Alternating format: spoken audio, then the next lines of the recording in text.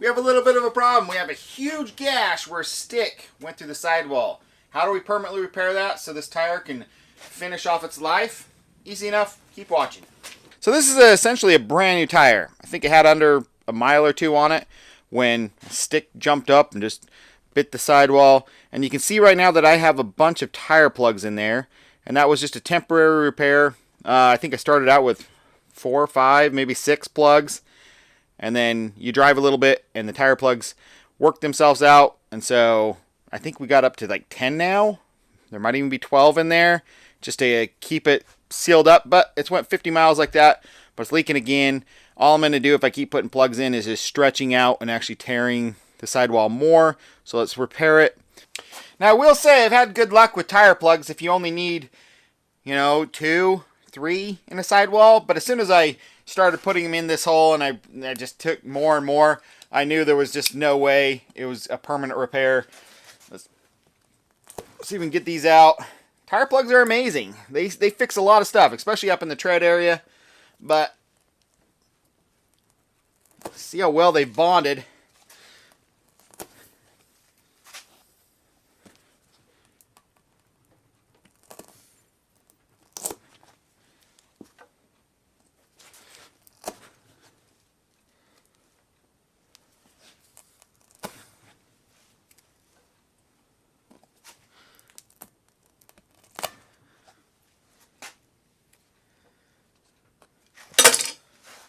Now look at that. Ow.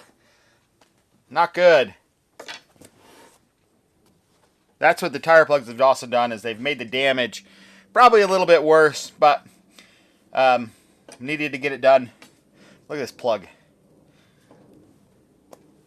See if we can clean that up a little bit.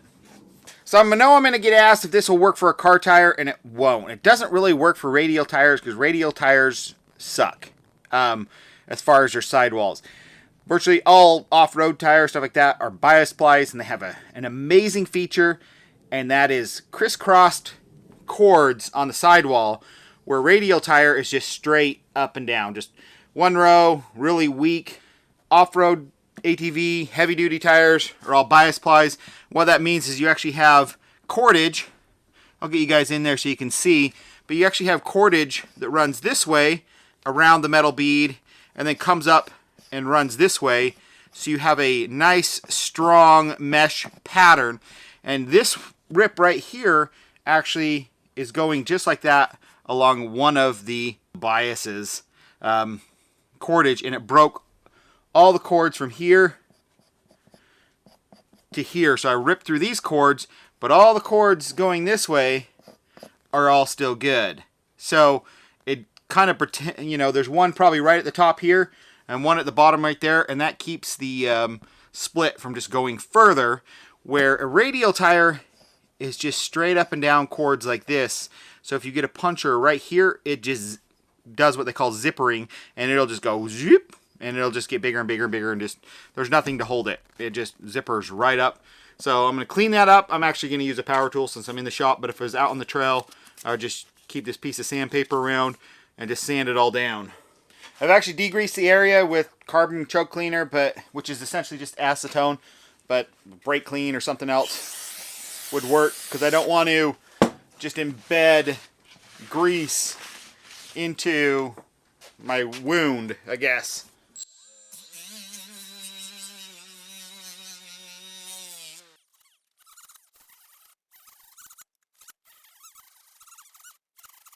You can see the area is cleaned up. I'm not really sanding deep. I'm just trying to make it flat and get down to fresh virgin, rubber to make the repair bond.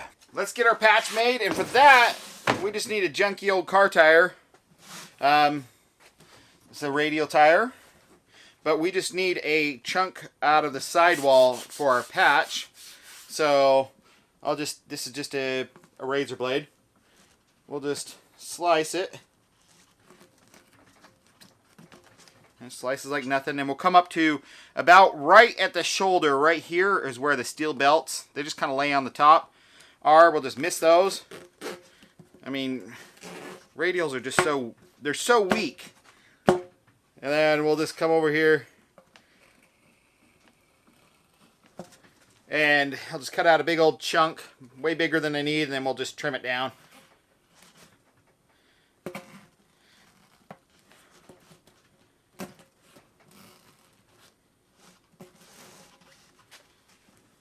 I'll see if I can show you guys zippering. Let's just start a little hole right here.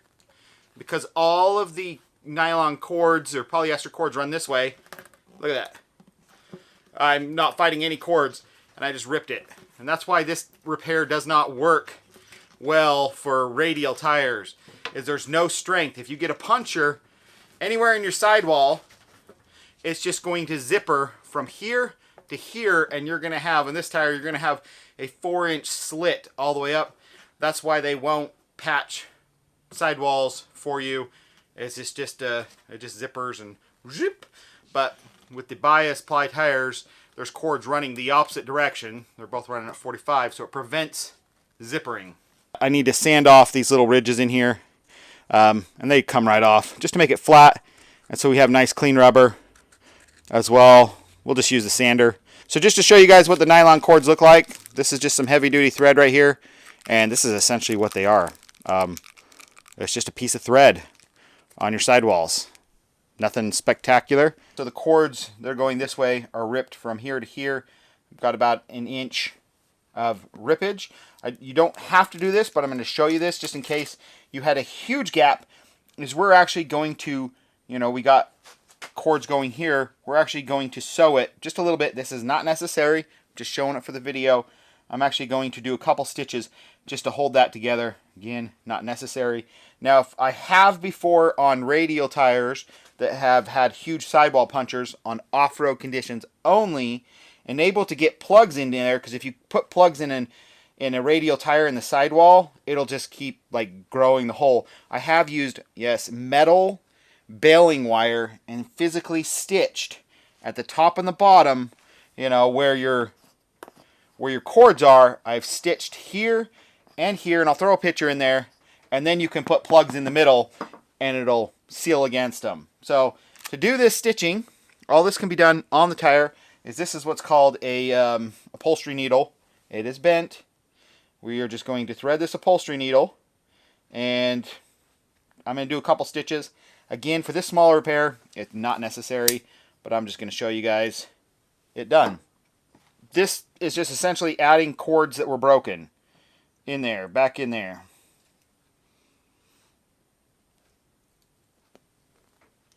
So I want to go in far enough where I grab on the outside of one of these undamaged, cords, and then come around the other side and grab onto one on the other side. And this, this needle is really not meant for this. They don't really have needles that are, I guess, leather needles. Would be for this. And we're going to put a patch over the entire outside of this, so it's not a big deal. Come on. There it goes.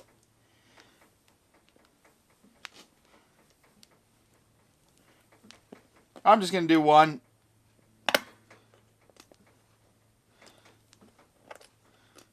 That's the point of an upholstery needle, is you can just work it around. And this string is strong. I mean, that's all I need to do. I just want to tie one knot, hold it together. That's it. Maybe we'll do another stitch. I'm not going to tie it off yet. Okay, this is the magic sauce. This is a dedicated rubber super glue, essentially. Regular super glue will not work. This stuff is designed to stay flexible, and I think it has about 1,000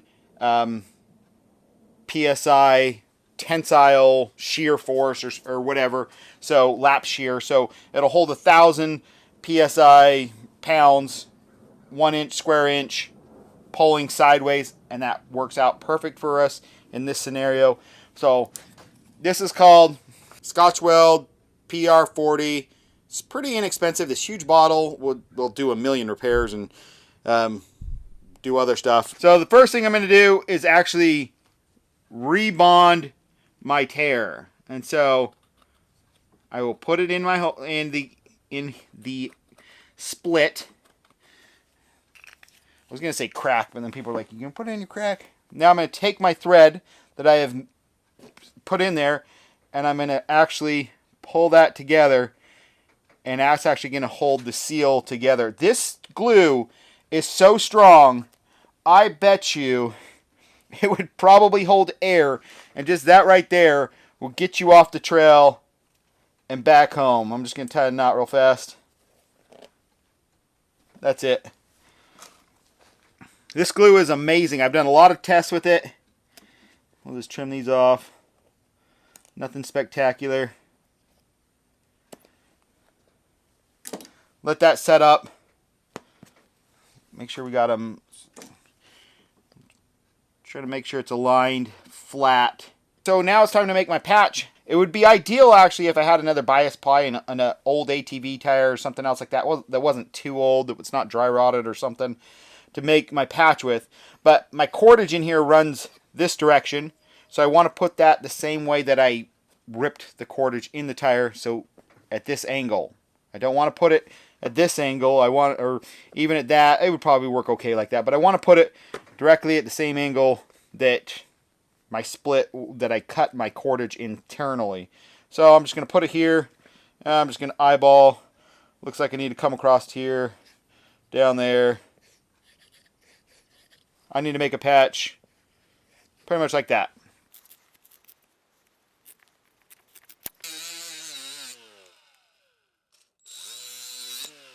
I want to actually make these front leading edges, and I made them into a point. I actually want to make them tapered because this is an ATV tire, and if I make a brick wall for this to hit, it's just going to want to try to hit it and peel it up. So I'm just tapering those. Could be done with just a razor blade.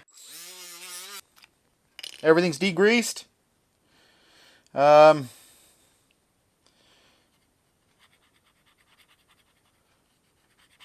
way more than we need.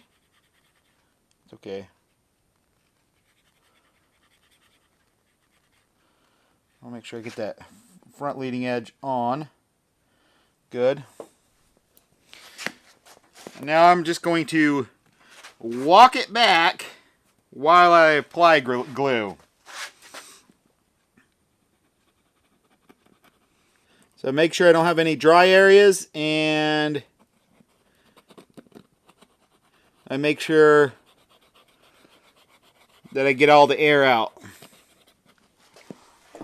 That's a ton of glue.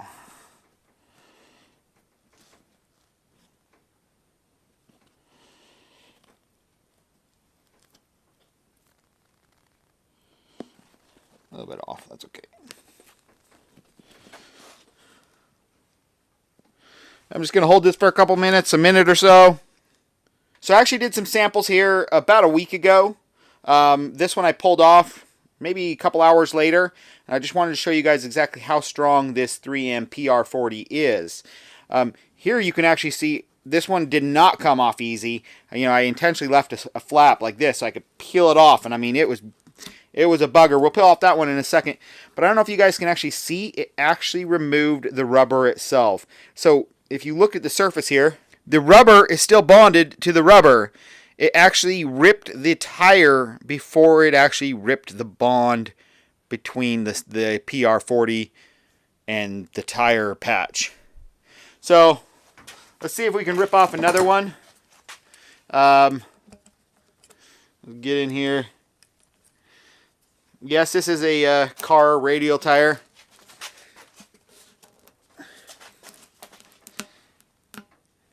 That is not coming off easy.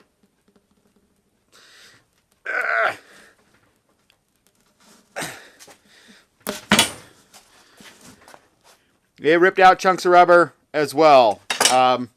So you can see how well it likes to bond. And I just did this one to show you guys and sanded down, just to kind of give you an idea. You can see the cordage running this way. So if this was like an off-road radial tire that I needed to patch with the cordage that normally runs this way, I would put the patch with the cordage running the opposite way.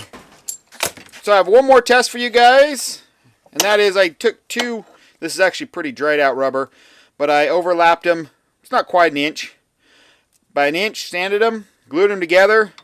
This has been sitting about a week. So let's see how much force it takes to actually pull these apart, or even if I can.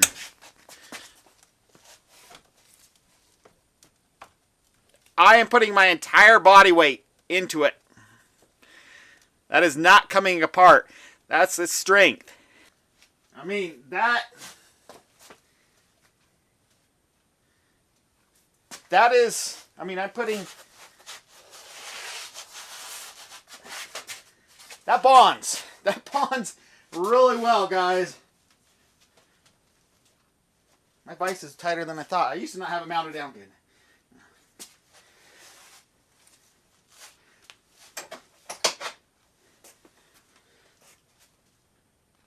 That is not budging. Okay, I was just loading this on the trailer to go test out my repair, and I noticed this on a completely different tire. You can see that it actually goes all the way through. You can see that I hit a rock or something, so it's perfect for this. It'll just put that flat back down. I can actually see the cordage through there, but let's just put plenty in there. Put way too much in there.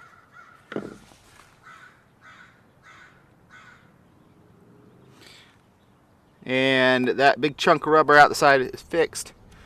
Let's just not let this stuff roll down and glue the rubber to the rim.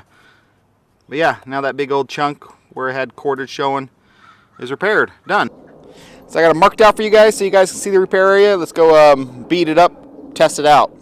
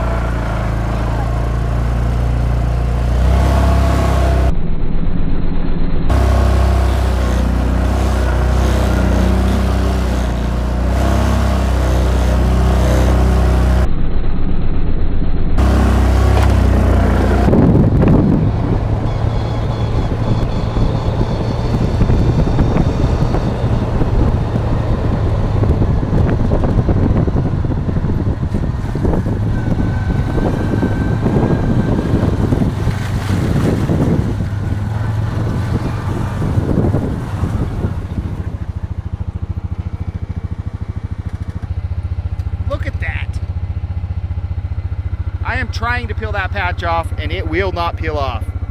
The tire is stronger than it was there new. You found me this?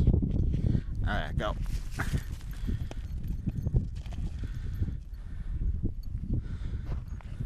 Ginger, bring it here.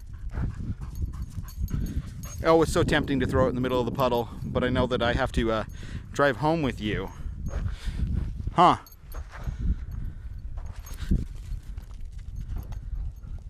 Did you not see it? Oh, it's right in the sun. Threw it right into the sun.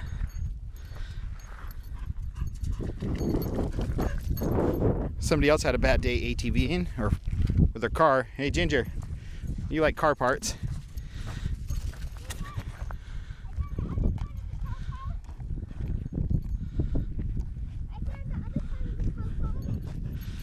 Oh, you did? Sweet, that's somebody's ATV, and that's a big old, bigger chunk of wood. Should we go keep riding the Rhino? Yeah.